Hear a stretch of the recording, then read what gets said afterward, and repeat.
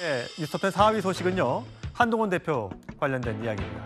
시정연설 내일입니다. 예산안 관련 667조의 예산, 내년도 예산을 다루는 이 중요한 국회 절차에 윤석열 대통령이 좀 나와줬으면 좋겠다라고 의견을 조용히 넣었다고 합니다. 자, 과연 대통령실은 어떤 입장일까요? 먼저 정진석 비서실장의 목소리 들어보시죠. 11월 10일이 임기 반환점을 맞는 시점 아니겠습니까? 뭐 기자회견이 됐던 국민과의 대화 타운홀 미팅이 됐던 어떤 형태로든 네, 실장님. 대통령의 지금 입장 벌써 표명이 있을 알겠습니다. 것으로.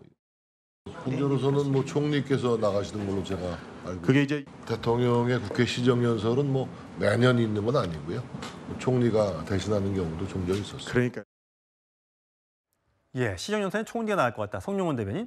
지금 대통령 직무수행 평가가 최근에 나왔던 갤럽 여론조사에서 19%, 부정평가의 이유가 1등이 김 여사 관련된 문제였습니다. 그럼에도 불구하고 대통령실은 그런 생각인 것 같아요. 밖에서 장외 집회가 열리고 야당에서 탄핵을 주장하고 여러 가지 문제들이 불거진 상황에서 대통령이 시정연설을 하는 게 과연 바람직한 것인가라는 문제 때문에 나가지 않는다고 했는데 어떻게 보세요? 한동훈 대표가 건의를 했다고 하지만 그래? 그럼 내가 마음을 바꿔서 시정연설 나갈게. 이런 얘기는 들려오고 있지 않습니다.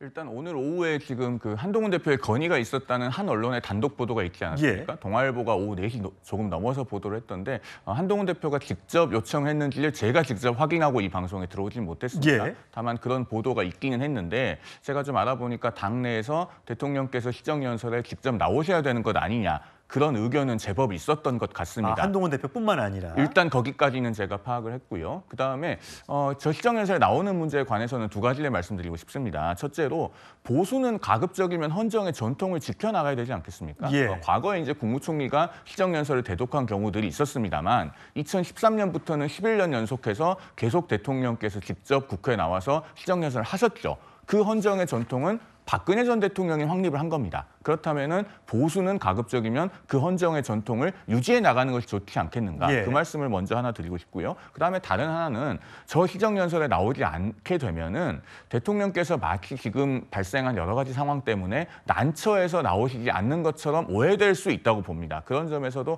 정무적으로 과연 바람직한 것인지에 대해서 조금 더 심사숙고가 필요하지 않나 하는 개인적인 의견도 덧붙여서 말씀드립니다. 예.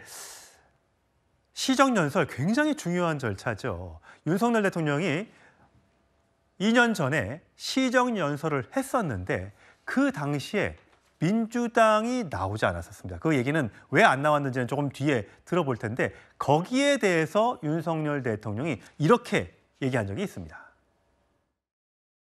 정치 상황이 어떻더라도 과거에 노태우 대통령 시절부터 지금까지 약 30몇 년간 우리 헌정사의 하나의 관행으로 굳어져 온 것이 어제부로 무너졌기 때문에 국회를 위해서도 과연 그것이 바람직한 것인지에 대해서 생각해 볼 여지가 있습니다.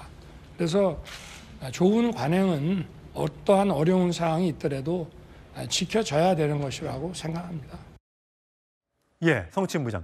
저 당시에 2년 전 시정연설 때는 윤 대통령 가서 시정연설을 했는데 야당 의원들이 저렇게 다 자리를 비웠었던 거예요? 왜 그랬던 겁니까? 당시에 민주당 당사에 대한 압수수색이 있었습니다. 분명 윤석열 대통령께서 그 대통령 후보 시절에 내가 당선이 되더라도 보복의 정치, 그건 하지 않겠다고 하셨는데 그 당시에 그 제1야당 당사에 대한 압수수색은 매우 큰 정치적 의미가 있는 것이거든요. 그렇기 때문에 사실 지금 국민의힘에서도 그 김건희 여사 특검법을 못 받겠다라고 이야기하는 것 중에 하나가 뭐 명태균 씨와 관련된 공천 개입 의혹할 때 의혹을 좀 파할 때는 결국 국민의힘 당사를 압수수색하려는 것 아니냐라는 의혹을 주장하고 있잖아요. 그런 것처럼 저 당시에도 민주당의 입장에서는 어떻게 당사를 압수수색할 수 있냐라는 차원에서 불참을 선언했던 것이고 그렇기 때문에 당시에 뭐 물론 무소속이셨지만 민주당 출신의 그 김진표 국회의장도 본인이 책임은 아닙니다만 본인께서 송구스럽다는 입장을 밝힌 적이 있습니다. 다만 지금의 입장, 저 당시에는 윤석열 대통령이 저렇게 말을 할 수는 있지만 지금의 입장에서 윤석열 대통령은 오히려 입장이 바뀌었고 그리고 22대 국회 개원식도 본인의 입으로 말한 국회 수십 년 동안의 전통을 깨면서 안 오지 않았습니까? 그때 국회 개원식 날 윤석열 대통령 뭐 하고 있었습니까? 외국에서 온 손님들과 김건희 여사의 마치 생일 파티를 하듯이 뭔가 그때 식사를 하고 있지 않았습니까? 그런 전통을 깬 윤석열 대통령이 이번에 또다시 전통을 깬다고 하고 예고가 돼 있기 때문에 저는 그래서 성룡원 대변인이 말한 것처럼 보수는 본인들이 저렇게 2년 전에 말한 전통을 지키겠다는 그런 가치를 말했던 적이 있으면 말을 지켜야죠. 그런데 그럼에도 불구하고 지금 불과 2년밖에 안 지났는데 계속해서 뭔가 전통을 깨고 있는 윤석열 대통령의 모습을 보면서 국민들께서 어떻게 느끼실지 좀 되돌아보길 바랍니다. 예. 사실 정치적 유불리를 떠나서요. 667조 내년 예산이 걸리는 아주 중요한 국회입니다. 거기서 빨리 예산안이 어떤 건 증액이 되고 어떤 건 삭감이 되고 해서 빨리 결정돼야지만 요즘같이 경제가 어려운 상황에서 경제에 마중물이 돼서 경제가 돌아가고 서민들의 삶이 좋아지지 않겠습니까? 이 부분 합의가 좀 잘 이루어져서 오늘 밤에라도 마음을 바꿔서 시정 연설에 좀 나와줬으면 하는 바람이 있습니다. 그래도 어쨌든 간에 윤석열 대통령을 향해서 한동훈 대표가 조용하게 물밑으로 시정연설에 나와주실 것을 건의를 했다고 했는데 아무래도 국민의힘 내부에서는 아무래도 뭐가 없나? 또 걸릴 건 뭐 없을까라는 걱정을 좀 하고 있는 모양이에요. 목소리로 준비했습니다. 우선 민주당이 녹취를 입수한 거 있으면은 빨리 공개를 하십시오. 이런 거 가지고 자꾸 차일피일 하면서 정쟁의 목적으로 이용하면은 지금 우리가 챙겨야 될 민생 안보 국회에서 언제 챙깁니까?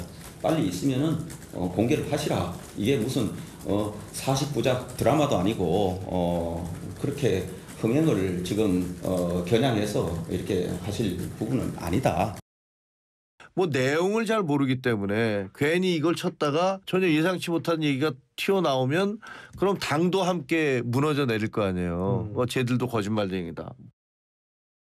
예, 지금 김종혁 최고위원이 얘기한 것처럼 뭐가 나올지 민주당이 뭘 들고 있을지 모르겠다. 그래서 섣불리 뭔가 해명을 했다가 되치기를 당할 수가 있기 때문에 지금 반응을 좀 자제하고 있다고 했는데 오늘 박찬대 민주당 원내대표는 뭐 더 있습니까? 했더니 뭐 김건희 여사 녹취가 있어요라고 했더니 NCND 긍정도 부정도 하지 않는다고 했어요. 이건 무슨 뜻입니까? 남자들이 군대 갔을 때 가장 힘들어하는 게 선착순 구보입니다. 왜냐하면 언제 끝날지 모르니까.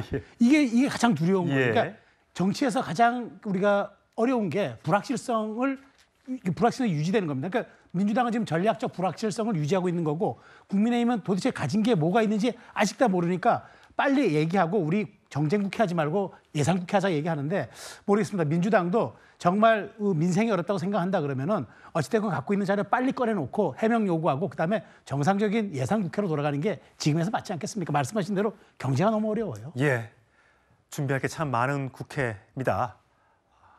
국민들이 답답하지 않도록 뭔가 조치가 있었으면 좋겠습니다.